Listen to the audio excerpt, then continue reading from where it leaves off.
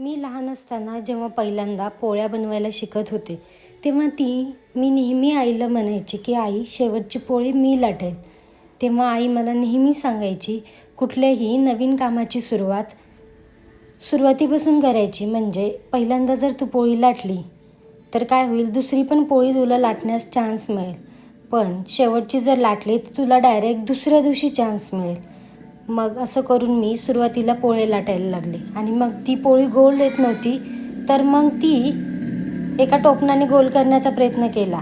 तेव्हा एवढा आटापिटा करून पोळ्या शिकायचे, पण तेव्हा ती पोळी कपटच व्हायची. पण आता ह्याच पोळ्या कंटाळा असो किंवा नसो, ती गोल गरगरीत होते आणि चांगली फुगते पण ती कपटाची पोळी खाण्याची ती वेगळीच मजा होती आणि तो आनंद पण खूप होता.